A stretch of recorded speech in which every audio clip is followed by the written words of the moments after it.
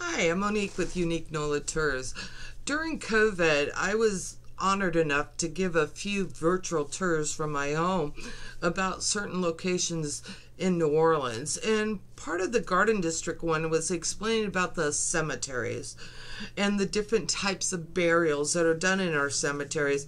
I removed this portion from that presentation because I really want to share it with you, and I hope you learned a little something from it. Thank you. New Orleans is a little bit different than most shoreline cities. Our shoreline along the Mississippi River is actually our highest ground. That's because when the Mississippi River would overflow the banks, it'd drop off the tree trunks and the branches, building up natural levees. They're not natural anymore. And along these levees are where we did our first burials. They soon found out there was a problem with that, though. The Mississippi River would overflow the banks and start pushing the coffins out. And that's when they're like, hey, maybe we need a cemetery. Our first cemetery, St. Peter's Cemetery. And it was all in-ground burials. It's a myth in New Orleans that we can't do in-ground burials. I'll talk more about that in a bit. St. Peter's Cemetery was inside city walls, and people were scared of it.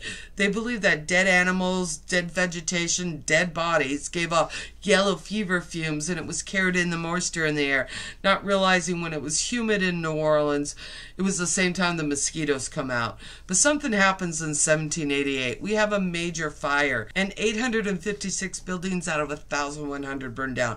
Almost the whole city. They see it as an opportunity, though, a little city replanning, so they decide to move the cemetery outside of city walls.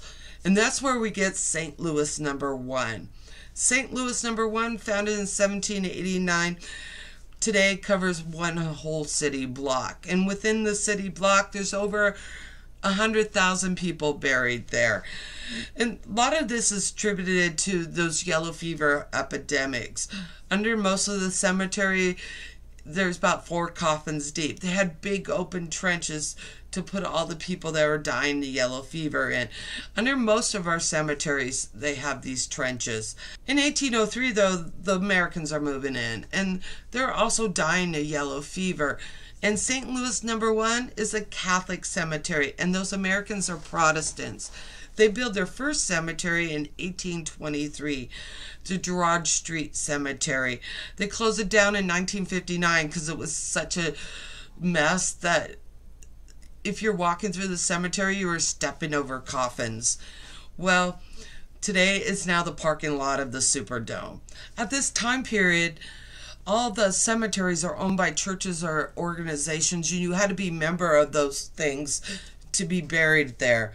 In 1832, the city of Lafayette, where the Garden District is today, is formed. And they placed a cemetery within their city limits. It's believed they put it where it is because there was already 2 tombs there, and that they were the enslaved of the Liverday plantation. In 1852, when the city of New Orleans annexes the city of Lafayette, it becomes the first city-owned cemetery. It was non-dominational. Anybody could be buried there if you owned a burial spot. Now there is 2 Lafayette cemeteries. And we actually have 40 cemeteries in New Orleans. In Lafayette number 1, there's over 10,000 people buried in this city block. There's almost 500 wall vaults. There's people from 30 countries and 30 different states. And it's probably the most beautiful cemetery we have in the city. A lot of movies are filmed here, like Interview with the Vampire, Double Jeopardy, Deja Vu. The Catholic cemeteries do not allow filming in their cemetery, especially after Easy Rider. They didn't like the drug use and fornication happening in their cemetery, and they banned commercial filming in their cemeteries forever. Easy Rider didn't even have permission to film in there. There's 5 types of burials done in our cemeteries, and I'm going to talk about each one of them.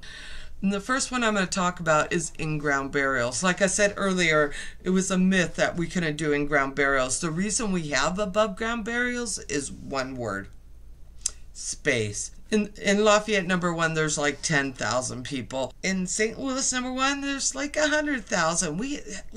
We have 40 cemeteries. If these were all in-ground burials, there would be no city of New Orleans. It'd be New Orleans Cemetery. And the French and the Spanish already had above-ground burials. They believed that if you buried bubonic plague victims in the ground, it would spread to the groundwater. In some parts of the city, it is an issue to do a in-ground burial, because if they dig 6 feet deep, 8 inches from the top could be water. But they weren't stupid. They figured it out. There's never been a body floating down the streets of New Orleans that popped out of the grave. It's never been recorded. They would take their wood coffins and they'd drill holes underneath it, and they'd put bricks inside. They used bricks because there's no natural rock, stones, or pebbles in New Orleans. If you find any, they were brought here.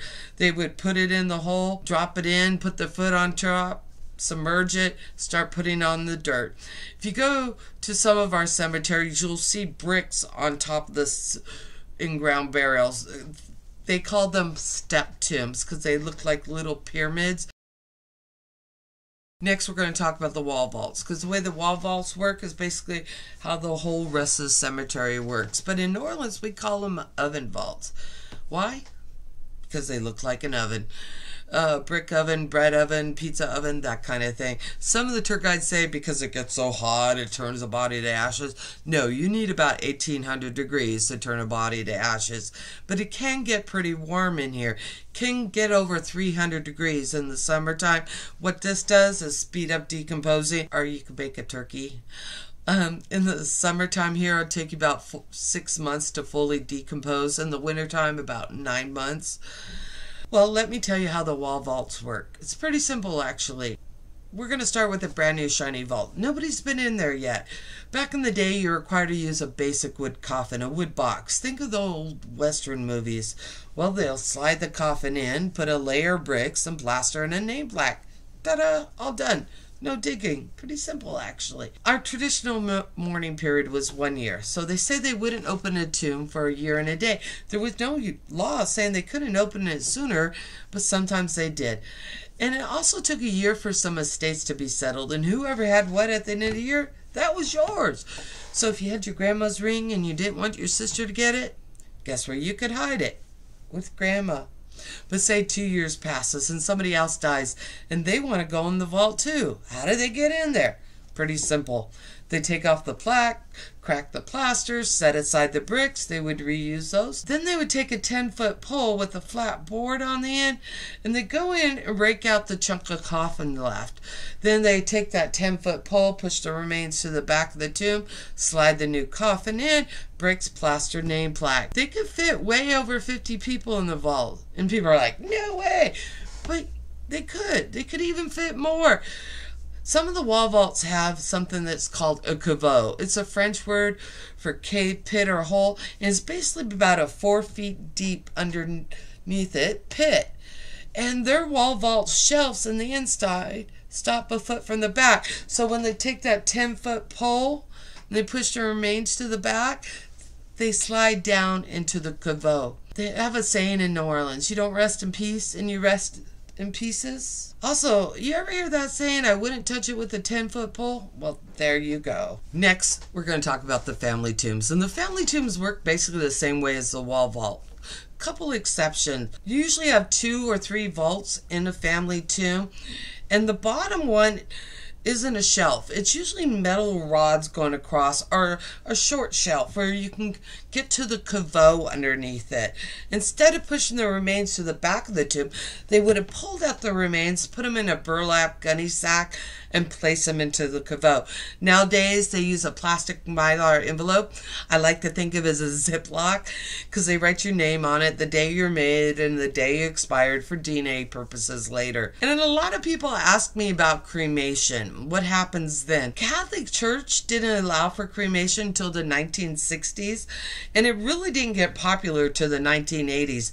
But if you're cremated, you can be put directly into the caveau. Next, we're going to talk about some tombs that work basically the same way as the wall vaults and the family tombs.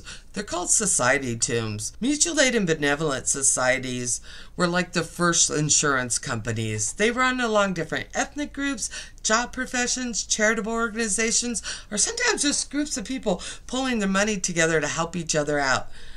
Say you came to New Orleans, and you might need a few things when you got here. A job, a place to live, learn to speak French. You join one of these organizations, they'd help you with all that. And over the years, you paid your dues, and when you got older, you became ill. They'd help you with your medical costs. And if you're out of work due to your illness, they'll give you small stipends to help pay your bills. And if you did die, you had a place for burial. And one of the most important benefits was you were guaranteed mourners. If you belonged to one of these organizations, you were required to attend so many funerals per year. Mourners were a big deal back then. How many mourners you had was how important you were. They would even rent mourners to come to their funerals. My favorite tomb is a volunteer fireman tomb. It has a big cement platform out front of it. They would put kegs of beers out there, encourage the members to come to the funerals, kind of like they do in China with the strippers and the DJs. More mourners, more important. The last type of burial I want to show you is a coping tomb. Technically, it's not a tomb, though. It's a multiple-use in-ground burial system.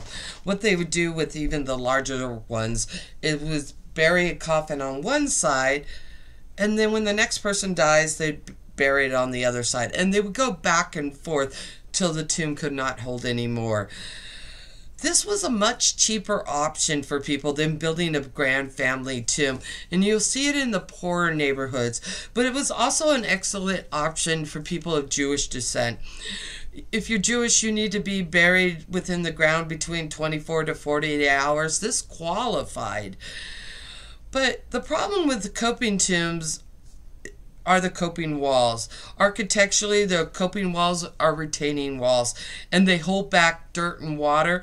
Well, these hold in water, and the bones and coffins start to break up, and they'll leach to the top. So often you see white rocks laying across the top of them to hide this fact. Well, these are all the types of the tombs in the cemetery. Now that we have visited the cemetery and some of the beautiful homes in the Garden District, you might notice a lot of similarities between the two. They call our cemeteries cities of the dead. It was Mark Twain that first said that for us, and it's basically correct. Think of the wall vaults as apartments and condos, the family tombs as family homes, and in the back we have skyscrapers and mansions, the benevolent societies. And the architecture between the homes in the Garden District and the cemeteries is quite similar. It's basically a Greek revival, especially the ones with the flat tops or the pointed. It's like you're entering a Greek temple. But we also have the Italianate, the ones that are round on the top. And these beautiful tombs also have cast iron and wrought iron fences all the way around them. It's kind of like the homes. Well, I hope you had fun, maybe learned a little something along the way. Feel free to ask me any questions you might have about the cemetery, the Garden District, and New Orleans in general. Thank you.